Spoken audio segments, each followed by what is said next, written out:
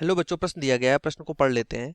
दो अपरिमेय संख्याओं का एक उदाहरण दीजिए जिनका योग परिमेय है। ठीक है, तो प्रश्नानुसार अगर बात करें, हमें कह रहा है कि दो अपरिमेय संख्याएं हैं, इनका एक उदाहरण देना है जिसका योग एक परिमेय संख्या हो। तो आइए प्रश्न को हल करने से पहले प्रश्न की मुख्य अवधारणा देख लेते हैं। मुख्य अवधारणा,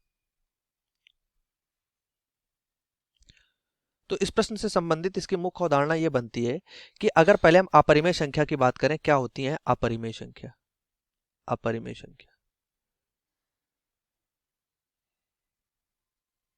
ठीक।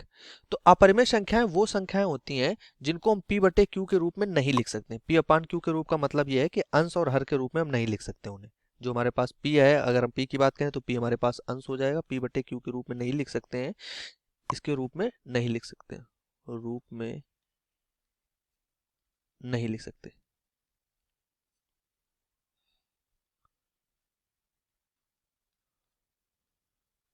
उदाहरण के लिए हमारे पास जैसे पाई है, √2, √3, ये सब हमारी अपरिमेय संख्या है।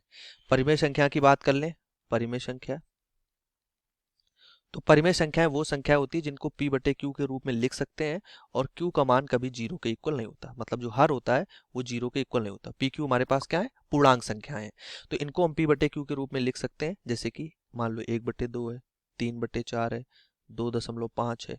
तो ये सब हमारी क्या है, परिमेय संख्या के उदाहरण है। ठीक है, तो ये हो गई अपरिमेय और ये हो गई परिमेय संख्या। हमें कह रहा है कि दो अपरिमेय संख्याओं के योग करना है, जिसका एक योग जो दो परिमेय संख्याओं का उदाहरण, मतलब एक उदाहरण लेना है जो अपरिमेय संख्या हो और इनका योग करने पर हमें परिमेय संख्या प्राप्त हो रही हो। तो ऐसी संख्या के लिए हम बोल सकते हैं कि हमारे पास मान लो 3 + √2 है। ये एक हमारे पास क्या है, अपरिमेय संख्या है। ठीक है, इसको हम p बटे q के रूप में नहीं लिख सकते क्योंकि √2 का मान कभी अंत ही नहीं होगा। तो इसमें अगर हम 3 माइनस का √2 जोड़ दें, ठीक, तो ये क्या होगा, √2 से √2 कैंसिल हो जाएगा और ये 6 आ जाएगा। और 6 क्या है, एक परिमेय संख्या है, परिमेय संख्या है। हमने 3 + √2 और 3 - √2 दोनों अपरिमेय संख्याएं ली थी और इनका योग आ गया एक परिमेय संख्या। तो यहाँ से हम कह सकते हैं कि उदाहरण के लिए हमने कौन सा उदाहरण ले लिया, कौन सा आंसर हो जाएगा।